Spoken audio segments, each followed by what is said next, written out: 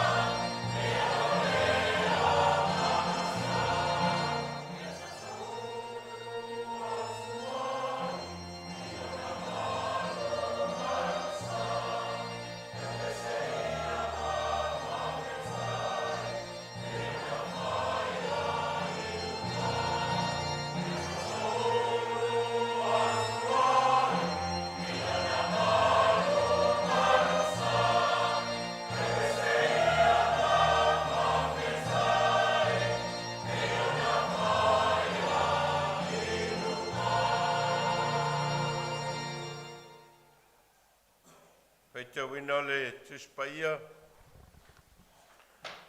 Tus filfilio mo mai le whenga inga fau o le tusia le evangelia Ioane.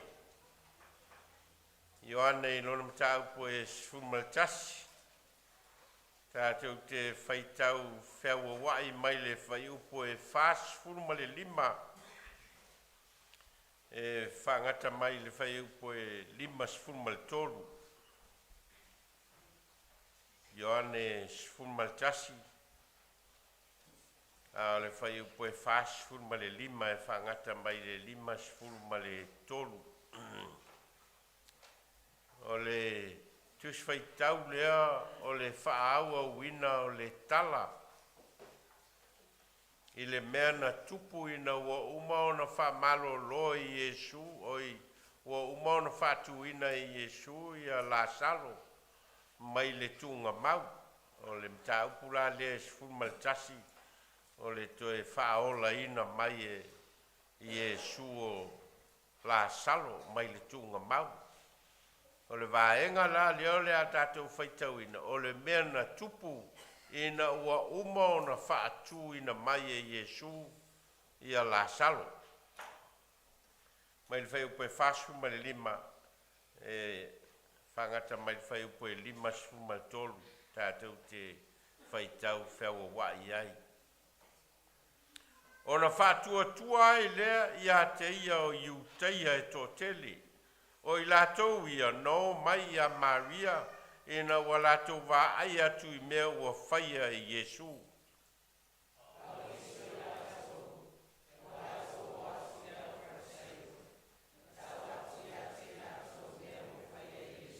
O na whapoto lea o le fono e le au o staulanga sili ma le au fariseio wa lātou whapea ane.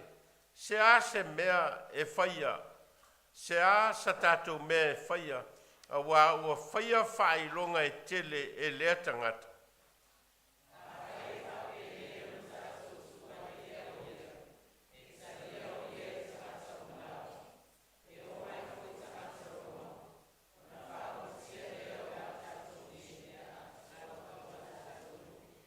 A le tasio i lātou o kaiafa o leo staulanga sili ia i lea lava tausanga.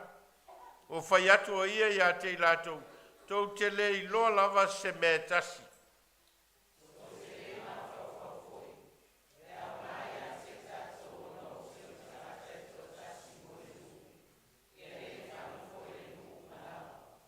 E le i fua mai a te ia o na whai atu o lea mea, a ona o ia o leo staulanga sili i lea lava tausanga, na ia va valo ai, o le a maliu Iesu, mo le nu.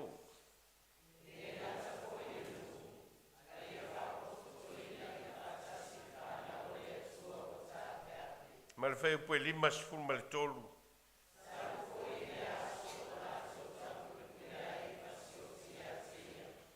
Ia whamanuia mai le tua i le whaitauina o nā whionga mai e tū maui a te ialo na vi inga e whavavau. Se lau walu sifuru le pese tātou to e vi ai.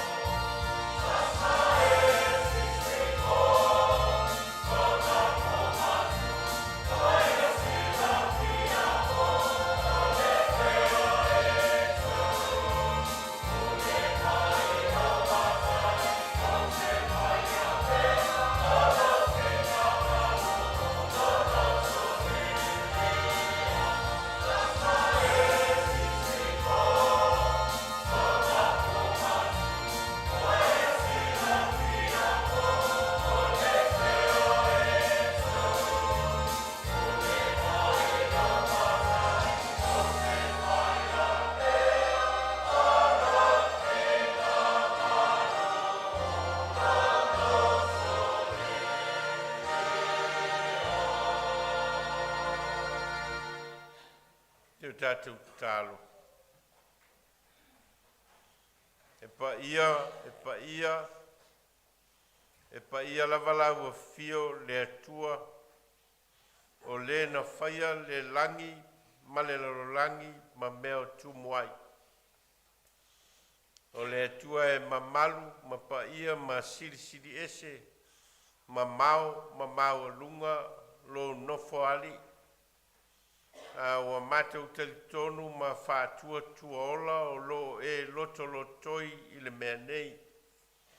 Wa o lau a fiona e whetalai o le mea iai le toa lua po le toa tolu i lo suafa e iai whātasi ma oe.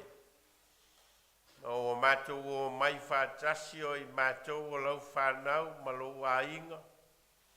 O itu tino lo tino ke riso la mātou tāpua inga ma le whanetanga i a te oe.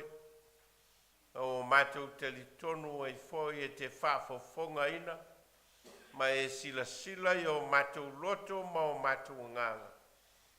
O sia e la mātou vi inga ma le whanetanga e te tauai ma lau fio. Mātou whaftai ua mawai atu le vai aso whi au mga luenga. O le ulu fafo ma le ulu fale o le whenga iai o le tangata lava ia ma lona ola Vailaau ina ma mea na e to tofi iai mātou o a mātou whanau ia o onga ma ngā luenga ma e sāno nofo ma tapua ia o mātou whaiva ma ia o mātou ainga. Ai mai se foi o le ngā lue ai o lau whanau i tutono o lau e kalesia I tofi matiute ua e Vailaau ina ai mātou. Lea ua e moli mailo mātou wola I le a matanga foi o le nei vai a sofou. La fai mai le fuifia, la fai mai le oli o au whamanuianga o le ola, ua e au maia moi mātou. E oi foi na o mātou langona le malanga le maliu maleoti e a whea ai o mātou a inga. Mo nisi foi e pele i a mātou mafutanga. Mātou te tali tonu lava o oe o le atua na e whaia le tangata I lou lava whātusa. Whaia foi I lou finangalo alofa. Ma ua tāpena foi e lau fio mea uma. Mo le tangata e le ngata o mea o le ola nei. O le ola atali I lou malo e whamavau. Mātou whaftai o na o lau whasoa mea uma o mātou maua. O whamanuianga o le tino o le mawhau ma le nganga. O la mātou whalongolongo foi lo whetalai mai e ala iau o fionga. Mātou te whaitau ma whalongolongo. O whetalai lau o fio mo I mātou. Mai o mai, ma o I mai I mātou I o mātou wola. Mātou whawhetai o na loa nganga pa ia e tautua lua ina I mātou. O ina tau teva la mātou savali. O foi ina la matia o mātou wola e mātou te langona pea le pa I mai o au whamawhana whananga mo I mātou. Mātou whawhetai o na lau e kalesia ma lau tala le lei. Awae, ui lava ina ese mea mātou te tutupu mai ai. Awae au mai a whaatasi mātou I lou finangalo alofa. Ma lau whamanga longa, ma le whamoe moe o le tangata I le ola whavavau. Ua e Sauniga mo I mātou. O mātou o mai whaatasi ai o I mātou o lau whanau. O e na e whaia I lo lava finangalo alofa. O e foi ua e whaia le whamanga longa. E ala I lo lava alo pele o Yesu Keriso. Mātou whātou ese mwhamaulalo I o mātou se maanga sala ma vai ngol tangata. Ua e sila fia. Mātou o atu lava I ta ele o lausa taugo. Mātou te saili ai a mātou wola whamanga loina. Wow, oi lava ua e whaia le tāulanga o le tōngi ola mo I mātou. Mātou talo whamangalo lo mātou wola ngā lulue. Wha tumu lima I lau whi au malau ngā ruenga. Ma o mātou tiu te matofi. Ua e Vailaau ina ai mātou. Whamangalo nei au lotu. Ono lo mātou wola ngā lulue. A mātou te langona lava e le o au. Loa mātou ngā lulue I le mea te whinangalo ai. Whamangalo lo mātou wola ma tiu te ua e tofi ma Vailaau ai mātou. Mātou te talo a vele ma liwo lo lavalo pele o Yesu Keriso e te toe Sauniga ai o mātou loto ma nganga. Ina e o mātou lola ua fio ma lo whinangalo o mātou sawa vali ai. Mātou te talo matu ina atu le nei au lotu ma lau kalesia. Wha moenga o lo mātou wola au na ma leo le tau iwi mo lau fio I tono a inga e maise o lau tala li lei. Mātou te talo I e whamanuia. Mātou tu ina atu I tu tino ese o lau kalesia. Mātou te talo ia e whao ngā ina o mātou wola. E na ia veo mātou wola o niola e ao ngā mō lau fio ma lo whinangalo. Mātou te talo mō nei atunu, moa mātou no nofo ai mātia e ai. Sa ili manui ai ma ua vai tama ina o mātou wola. A tia e ai o mātou a inga ma mātou whanau, mātou te talo tama. Ia ta tala ina e lau fio awanoa o whamanuianga. A tia e ai o mātou wolanga I le nei atunu, ma mātou au nai I a te oe. Mātou te talo mō whanau, sa ilinga o le poto ma le atamai, sa ilinga o ngā luenga ma tāleni ma tiu te ngā lulue ai I lātou, ia e whamanuia ina I lātou. Mātou te talo mō nei o mātou tamamati na mātou tua o e ua whaata oto lia I tono a inga ma maota ngase. Mātou te talo mō au whamalo longa mo I lātou. Mātou tu ina atu le nei atunu o New Zealand o mātou no nofo ai. Ma wātia e ai o mātou wola, sa ili ai ni o mātou manuia. Ma e whaasino ai o mātou wola e ngā lulue me tautua e le ngata mō so mātou lava le lei. Ai mō lau fio ma lo whinangalo ma lau tala le lei. Mātou te talo mō Samoa lo mātou atunu, o ana whainga malo, o ana whainga whiwhilinga, o na ngā ruenga le tala le lei ma lau kalesia. Ia mai se foi o whainga nu ma whainga whiwhilinga. Mātou te talo ia e whamanuia. Mātou te talo ma tuinatu I o luma de lalo langi lau tele ma ona totu ngā. Tunu o lo whea ngai ma taua ma whe vai inga ma le soi fua mau. Ona o le sa ilinga o le pule ma le malosi. Mātou te talo mo atunu o lo a whaina ona o nātura o mea. Ma ua lamatia ai le soi fua ma le ola ma le leilau tele o tangata. Mātou te talo I lau fio I ailo o lofa ma lo wanga le lei. Mātou te talo mo la mātou mafutanga I le nei tai au. Mātou sauni e whalongolongo I lo whetala I mai moi mātou I ta tala la mātou whalongo. Ma ia e ao o mai moi mātou ia mātou I loa lo whinangalo. Ia mātou sawa vali ai. Ina ia mātou I loa o na whaatino ina. O ia mātou te talo. A o te talo lilo ma te talo le leoa. Ai le lilo ma le leoa I lau fio ma lau sila whangati. Mātou te talo whaia lo whinangalo ai le o mātou lotu. Au mātou te talo Vailaau e ala ia Yesu Keriso le li I mal whaola le na o I mātou te talo. lo mātou tamai o ili langa. Ia o mai lo malo, ia whaia lo whina ngalo ili lalo langi e pēna. Mai a te mātou le asone ia mātou mea ai e tau male aso. Ia e whamangalo ia te mātou ia mātou ngasala. Peo i mātou whoiona o mātou whamangalo i nātu i e wāanga leanga mai ia te mātou.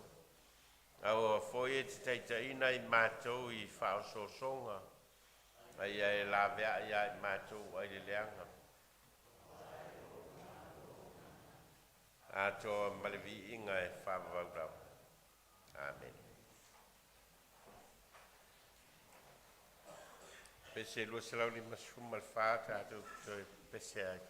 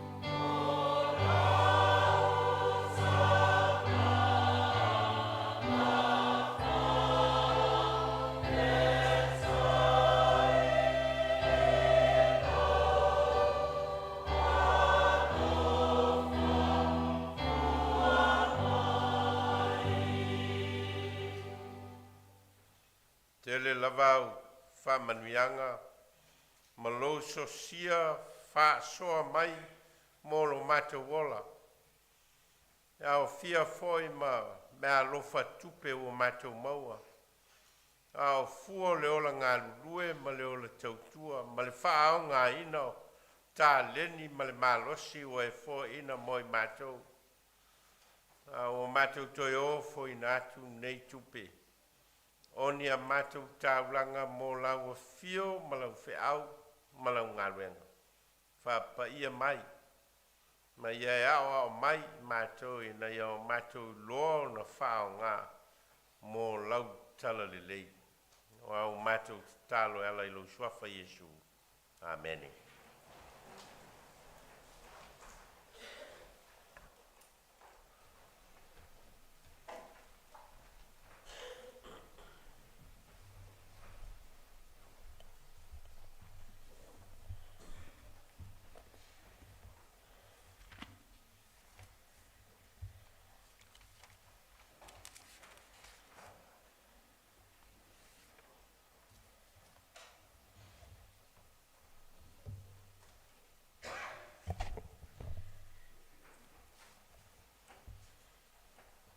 Te o tātou te tālo.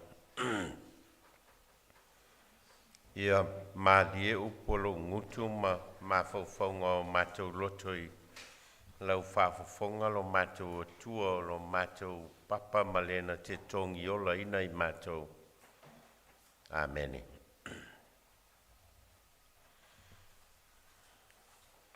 Mawale matua mai le tusi sa whaita wina. O le tusi wha solo foi lea mo le nei vai aso mo mai le evangelia Ioane lon tau poe sfulmal tasi au fia whao ngā ina se vaenga o le whai upoe fas fulmale fitu ma le fas fulmale valu e whai ma matua mai whaita wina whapea. Se a sa tātou mea e whai. A wā ua whaia whai longa e tele e lea tangata. A whai e whape nei o na tātou tūai pea o ia. E talia o ia e tangata umalawa. E o mai foi tangata Roma. O na whaumatia lea o le tātou nei mea a toa malo tātou nuu. Sea sa tātou mea e whai, a wā ua whaia whailonga e tele lea tangata. Wā a whai e whape nei o na tātou tūai pea o ia, e talia o ia e tangata umalawa. E o mai foi tangata Roma o na whaumatia lea o la tātou nei mea a toa malo tātou nuu. E lua vai aso o lo whao ngā ina e le tusi whaita waso le manatu au tū e whapea. Whaatū mawina le mafuta whatasi. Whaatū mawina le mafuta whatasi. O le manatu au tū o lo toe wha manatu mai ai ai tātou. Ma o mai ai i tātou i le tāua o le ola wheso tai o tangata.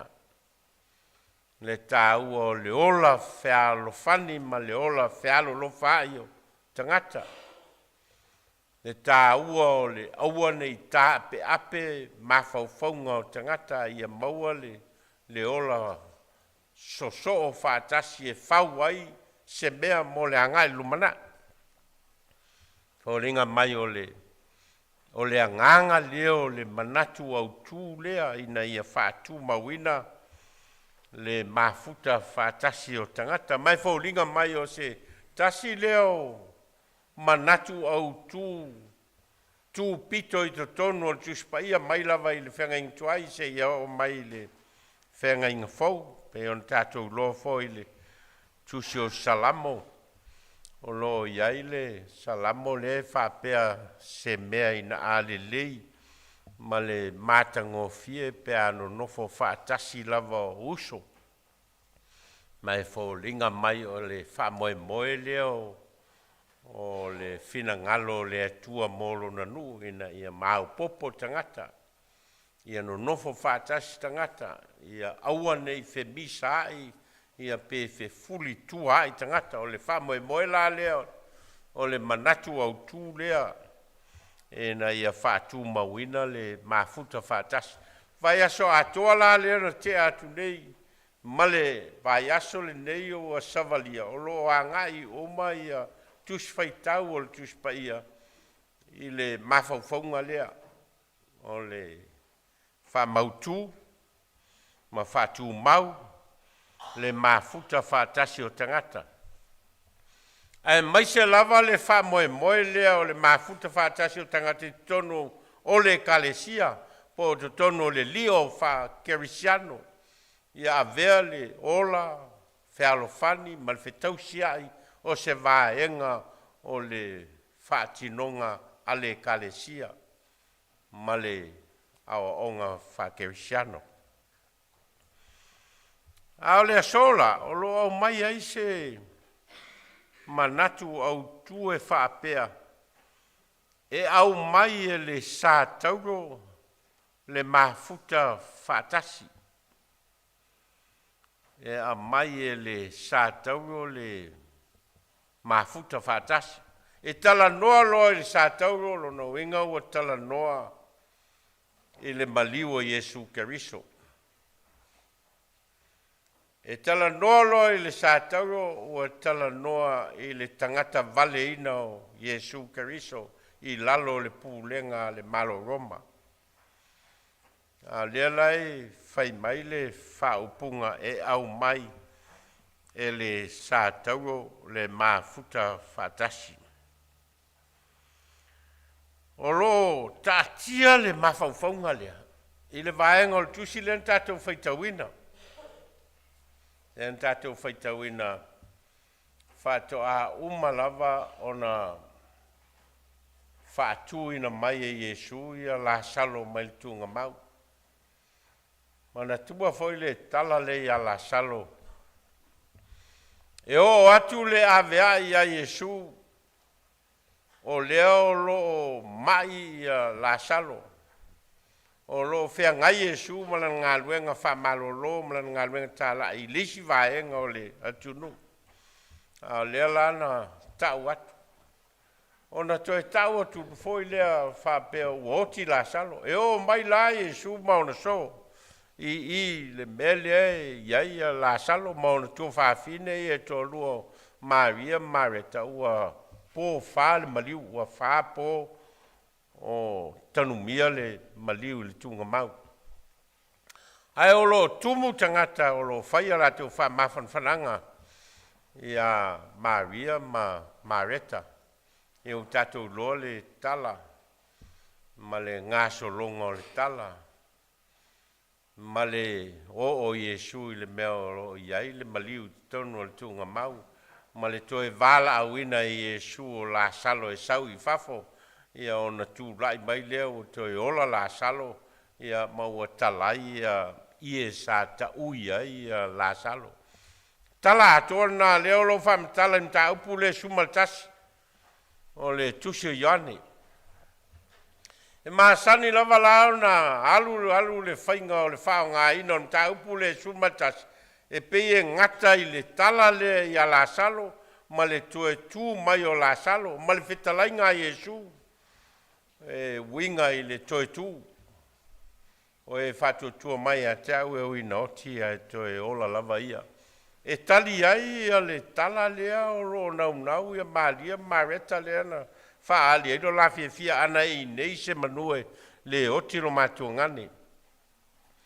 Te le alai na ngata le whamatala ino le tala lea i le vaenga lea o le tala. Ai sa na o le tala i le vaenga lea na tātou whaitawina. Vaenga leo tātou whaitauina. O le mea na tupu ina ua uma o na tue whātuina mai e Iesu la salo mai tunga mau. Ia lan tātou whaitauina. Ma o lo a mata le vaenga o le tala lea. I le whātātia ina mai e Ioane.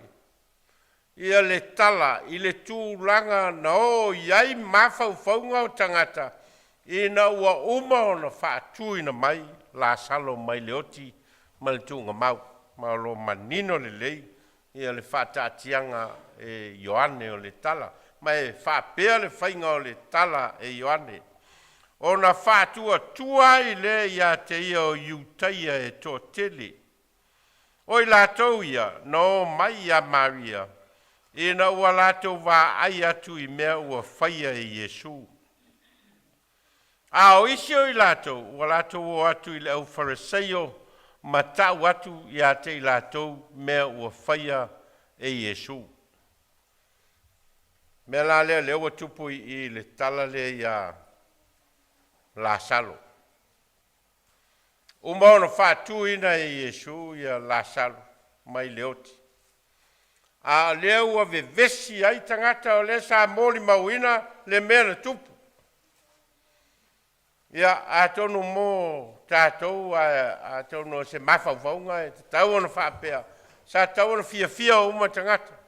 Sa tau ana talia uma tangata le mea lea ua tupu.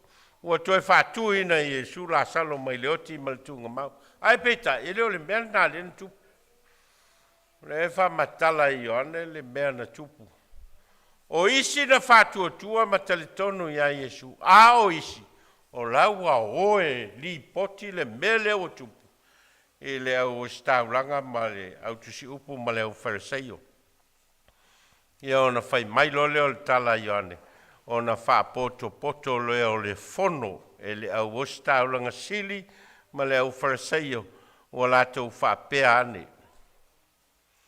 Sea sa tātou mea e whai. A wā ua whaia whai longa e tele lea tangata.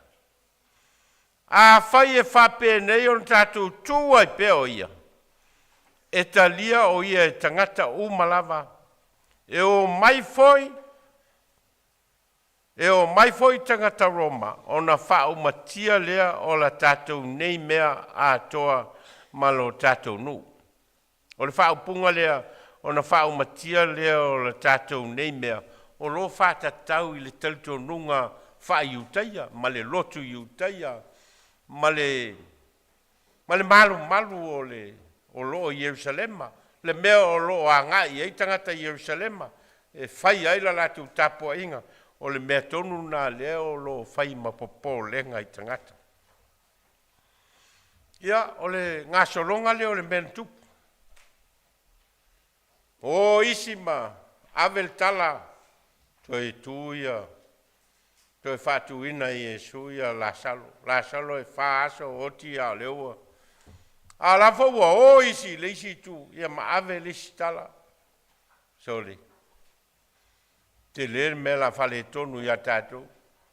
Ai loa nei e tangata Roma, ia ma le malo Roma, le me leo tupu, ma leo ua tele whailonga o whai e tangata leo Iesu. E ono tupu mai se wha olo a tau. E ono tupu mai se wha matau ina o tātou. E iu ina whale tonu atu ai le tātou tapo inga wha iutaia. Ono le tātou teno nofo i lalo o le pūlenga le malo Roma. O le melea leo tupu nei.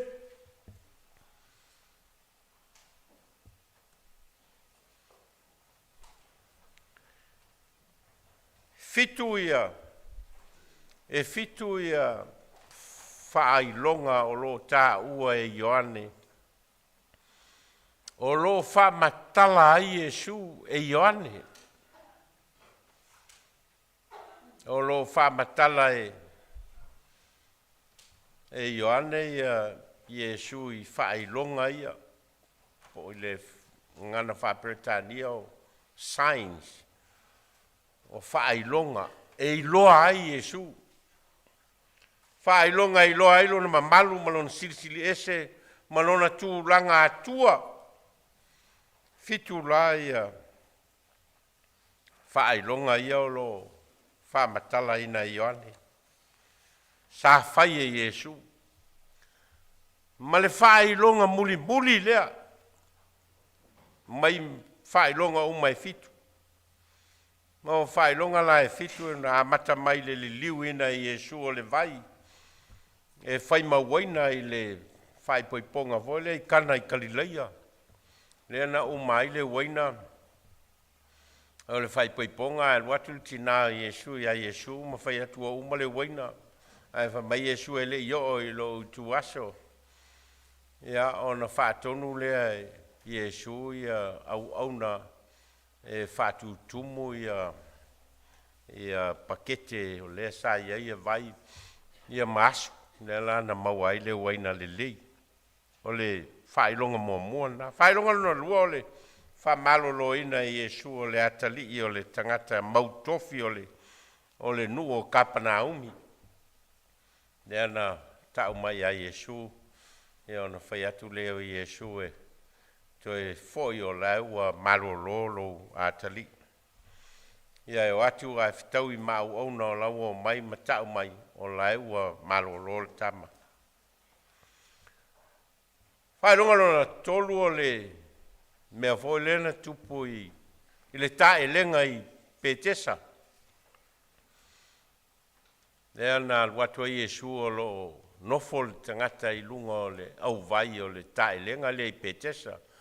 Ma o le tae lenga le I Petesa e whapea o le tangata e mua o I lalo I le vai pe ao I nga epu le vai o le tangata nga e malolo a le tangata la le leo mawhai o na o I lalo le vai e o so tu foi o la ua leva o na iei tangata le la na wha malolo I Iesu na walatu Iesu ma feta la iei pe fia malolo le la na wha malolo o le wha ilonga luna toru lea wha ilonga luna wha whanga ina Iesu o tangata I lima afe lea sa mai ei le a reto ma na ia ia e fai ele fai longa lea ma whangai tangata I lima afe.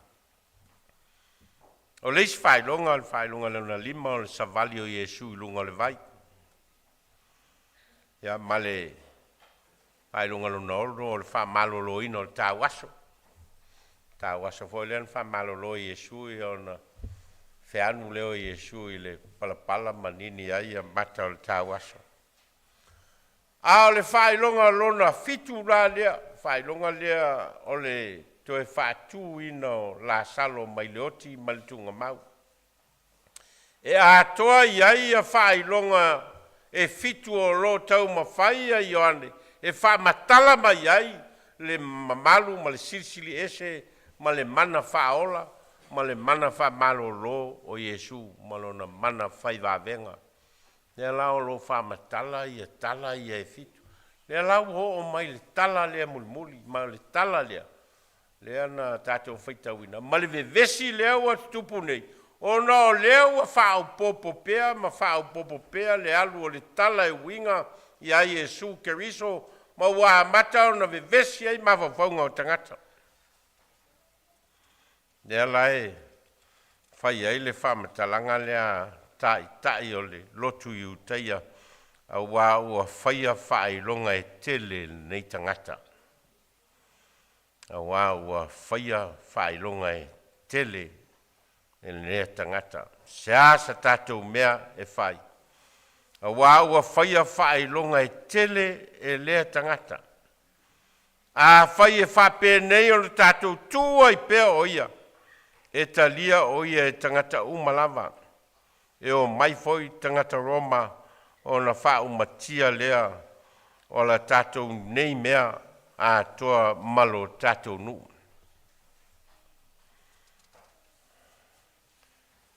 O le toe whātu ina o la salo mai leoti.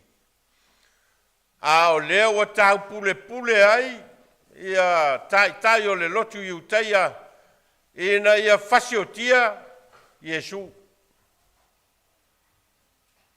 A wā le vaenga leo, le whamatalanga leo lo whaia e le tangata leo Kaiafa. E whai mai le mōli maua a Ioane. A le tasio I lātou Kaiafa. O le o staulanga sili ia I lea lava tausanga ua whai atu o ia I a te lātou. Tau te le ilo lava se mea tasi. Tau te le ma fau foi. E ao ngā I a te tātou ona oti o le tangata e tō tasi mō le nuu. Ia le whano foi le nuu umalava. Mele taua I le ngana whaperetania e taua o le meo le scapegoat. O le scapegoat. O le sa I linga o se tangata e tu wai ai se leanga. A e leo le tangata na whaia leanga sala. Mela le tau o le scapegoat. O le tangata ua whai ai se tau leanga ina. A e leo ia e na mafua ai o na mai fōringa mai o le winga leo le whamtalanga a kai afa le tai o le lotu iutai a leo wa whai tono o le fono lea. O le fono lea, toa fitus fulu tangata e a wai le fono lea. Toa fitus fulu tai o le lotu iutai a e whaia le fono lea. A le mele leo o tupu. O le tausa I linga o se fofo e fofo, al whawhita uli leo o tupu mai. Ona wā vea le tele o whailonga ua whaia I Yesu, ma le whailonga le alo na fitu o le whaola ina mai o le tangata ua oti. E le aise mea na tupu mua whapea. A le ala ua alu le tala. Ma le toa tele o tangata o lena o atu le maliu leo la salo. O leo ua o ma ave le tala nei. Ma ua ave ma popo lenga I. Tai o le lotu iutai. Nea la na la ino na whaile fono lea. Mai uma nele. Tau alumanga le sa ilinga o le tua whaama le whao tau tanga I pai e te pāu maa inga ma le ma malu o isala elu ma iutai. E uma ne o le latau whaiunga. O le a oti Yesu. O le a maliu Yesu mo le nu. E le ngata fo I le nu.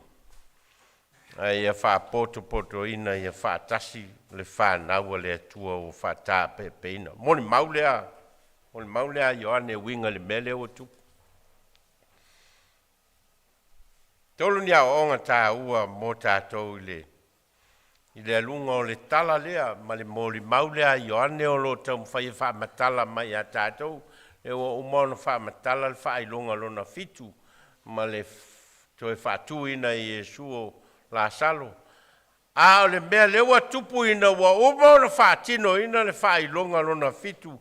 O le tapena ina o le maliu o Yesu. Mai tolu ni a o onga tā ua o lo tamu whaioane I whamatala mai mo tātou. Mua. O le toe whaatu ina mai o la salo. O le whaailoa ina mai leo le mana whaaola o Yesu Keriso na te suia ai le matautia o le oti I le ola. Fe au leo lo tau mwhaile mta upu le sumatasi e whaailoa mai. O le toe whaatu ina I Yesu o la salo. Mai le oti maltunga mau. O le whaailoa mai leo le mana whaaola o Yesu. I le matau tia o le oti. Mana sui ai I le ola. E o onga tā ua lea o lo whailoa mai e Ioane mo tātou. E leo le upu muli o le oti. O le upu muli le moli mau o Ioane o le ola. E leo le upu muli o le tunga mau. O le upu muli o le toe tu. Fe au leo lo tau mwhai Ioane e au mai mo tātou.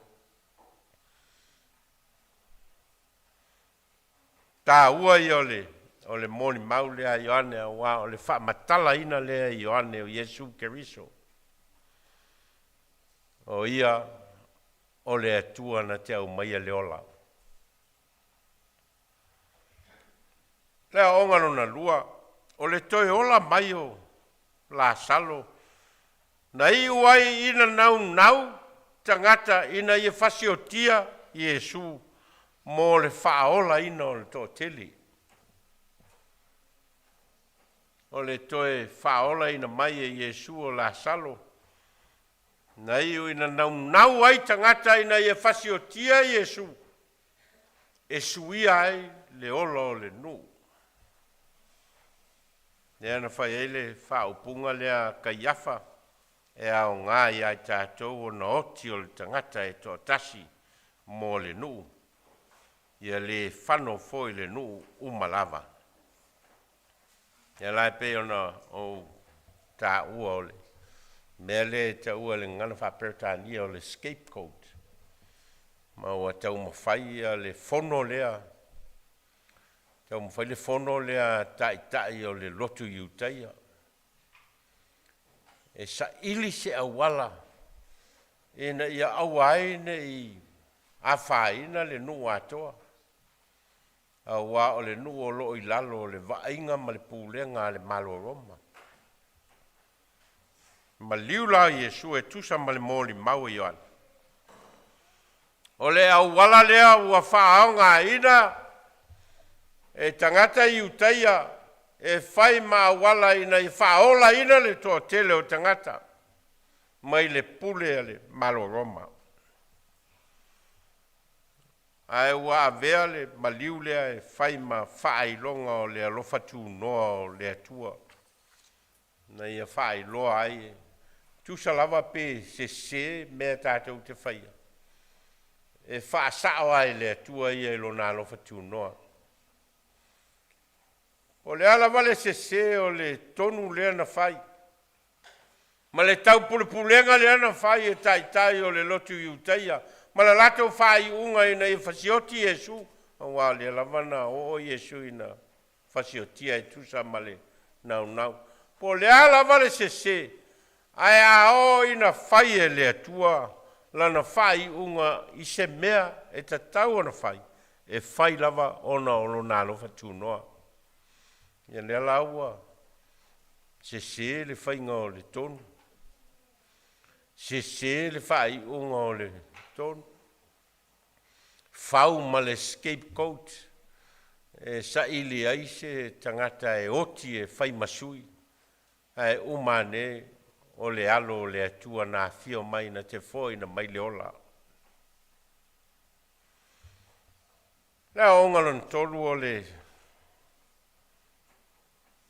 sātauro o Iesu Keriso o le whailonga leo le osi ngā tāuranga le atua.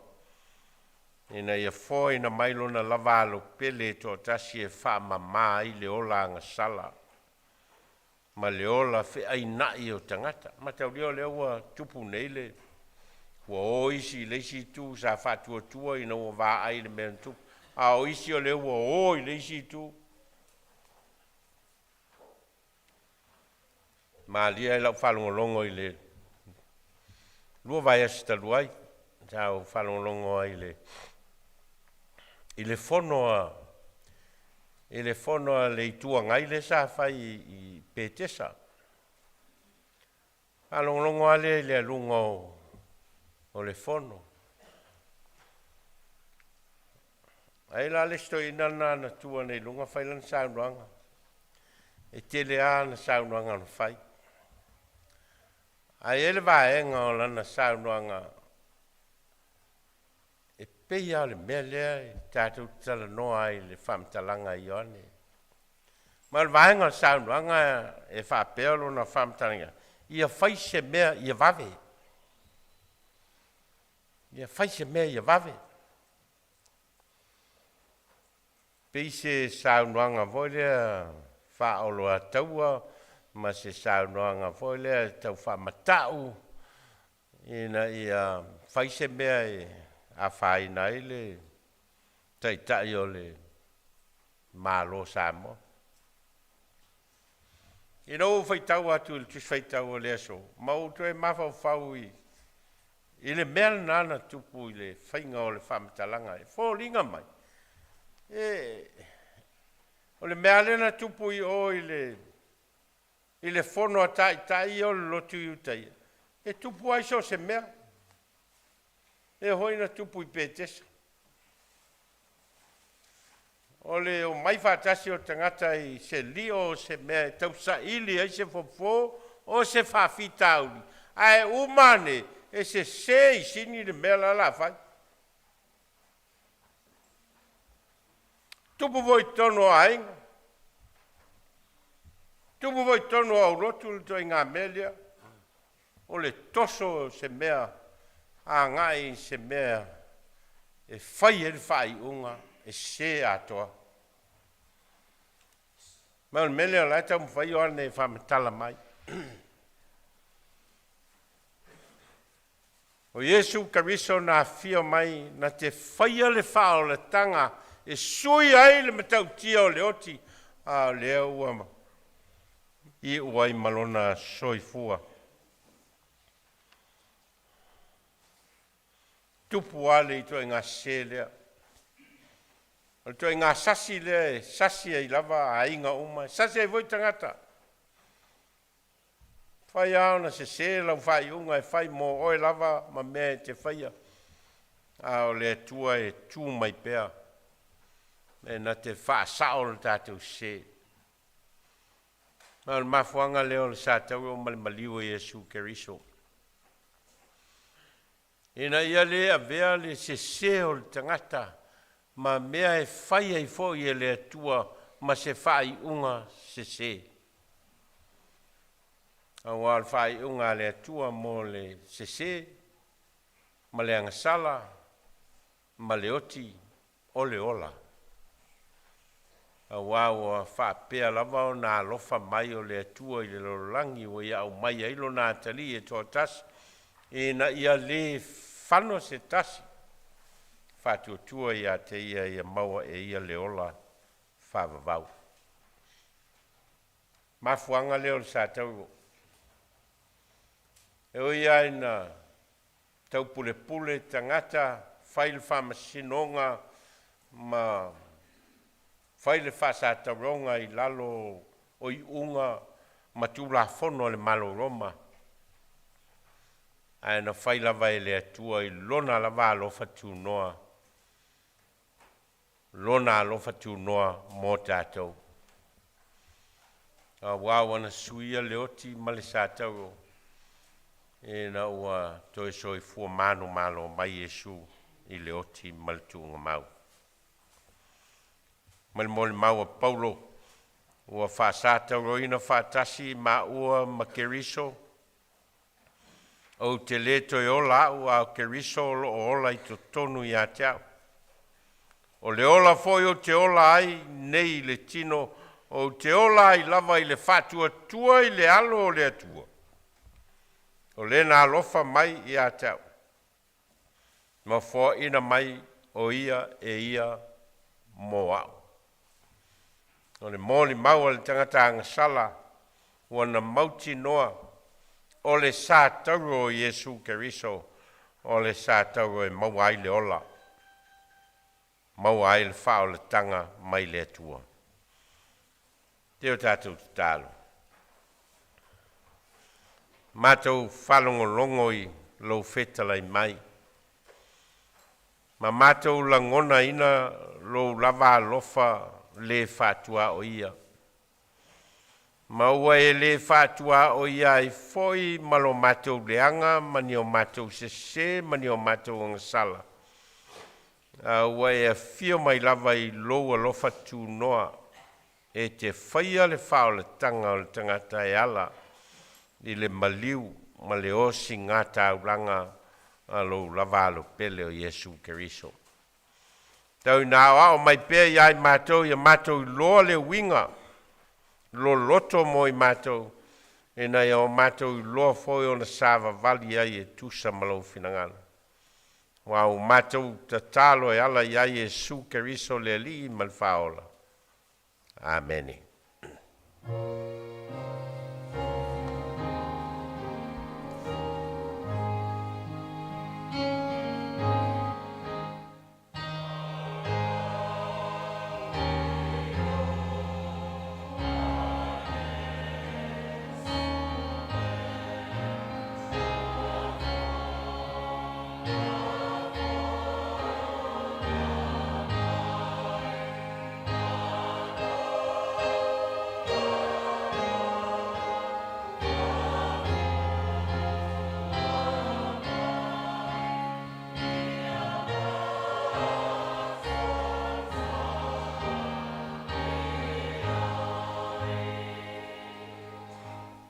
Pese se lau fitu fulu male fitu. Tātou te whai uai. Ia, ma whamawai atu ai fo ia i lātou o lo whaitapo inga whātasi mai tātou i le nei tai au.